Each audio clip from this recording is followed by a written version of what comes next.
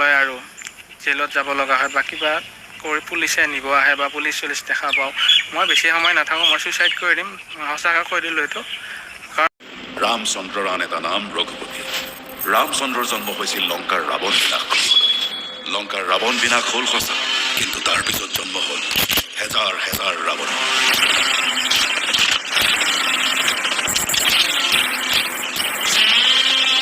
মোৰ সমষ্টিৰ মাটিডোখৰতে গঞা ৰাইজে অযথা হুলস্থুল কৰি আছে। ৰঘুপতিকে এতিয়া তালৈ পঠিয়াই আছে। ৰঘুপতি ৰঘুপতিক নেপায়।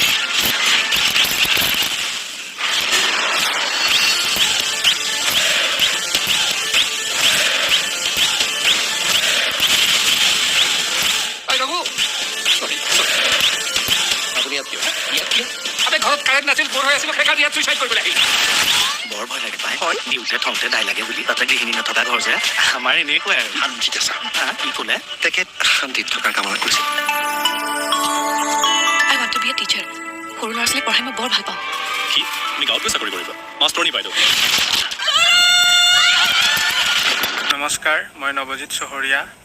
তো আপোনালোক সকলোৱে গমে পাইছে যে মই ইতিমধ্যে এটা ডাঙৰ ক্ৰাইম কৰি পেলালোঁ। তো মই ভবা নাছিলোঁ যে এনেকুৱা কৰিলে এনেকুৱা হ'ব।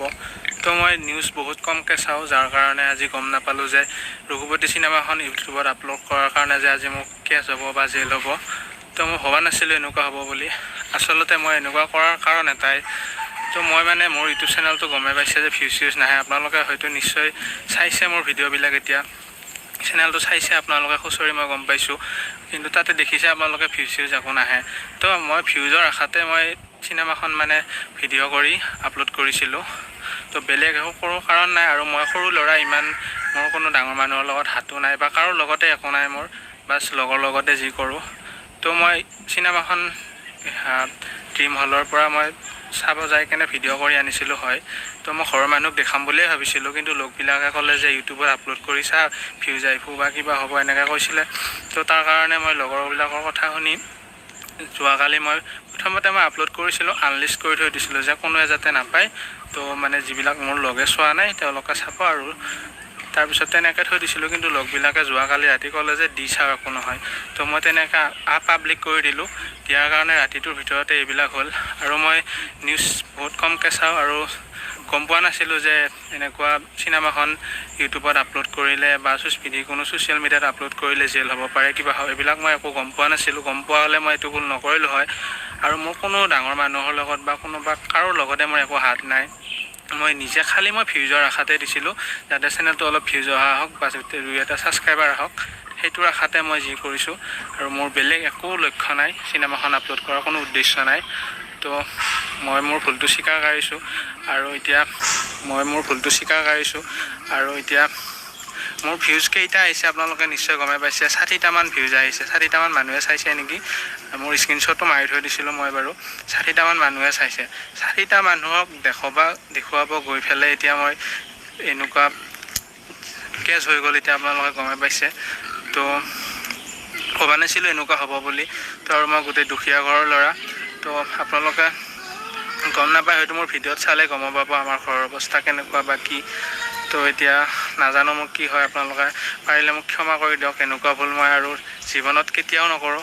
আৰু মই ইউটিউব একদম টোটেলি মই বাদ দিলোঁ আজিৰ পৰা। কেতিয়াও আৰু ইউটিউবত ভিডিঅ' নবনাওঁ আৰু এনেকুৱা কেতিয়াও নকৰোঁ মই।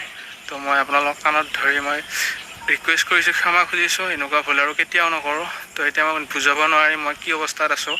তো মই এটা কথা কৈ দিওঁ, মানুহৰ এটা জীৱনতকৈ যদি চিনেমাখনে ডাঙৰ বস্তু হয়, হওক আপোনালোকৰ কাৰণে একো ডাঙৰ কথা নহয়। কিন্তু যদি আপোনালোকে কিবা ইয়াৰ ওপৰত একশ্যন লয় আৰু জেলত যাব লগা হয় বা কিবা কৰি পুলিচে নিব আহে বা পুলিচ চলিচ দেখা পাওঁ, মই বেছি সময় নাথাকোঁ, মই ছুইচাইড কৰি দিম। সঁচাকৈ কৈ দিলোঁ এইটো। কাৰণ মোৰ কাৰণে মোৰ ঘৰৰ মানুহবিলাক ঘৰৰ মানুহৰ যাতে একো অসুবিধা নহয়। কাৰণ আমি এনেই দুখীয়া ঘৰৰ ল'ৰা, ঘৰত একোৱেই নাই আমাৰ। তো পাৰিলে ক্ষমা কৰি দিয়ক মোক। এনেকুৱা ভুল আৰু দ্বিতীয়বাৰ নকৰোঁ। মই ৰবিদাক ৰিকুৱেষ্ট কৰিছোঁ। তো ৰবিদাৰ লগতে আৰু প্ৰডিউচাৰ ডিৰেক্টৰ সকলোকে মই ৰিকুৱেষ্ট কৰিছোঁ যাতে মোৰ ওপৰত কোনো ধৰণৰ একশ্যন নলয়। তো মই এনেকুৱা ভুল আৰু জীৱনত কেতিয়াও নকৰোঁ। তো আপোনালোকে পাৰিলে মোক ক্ষমা কৰি দিয়ক। মই জনা নাছিলোঁ আৰু মই ইমান বুজা হোৱা নাই এতিয়াও।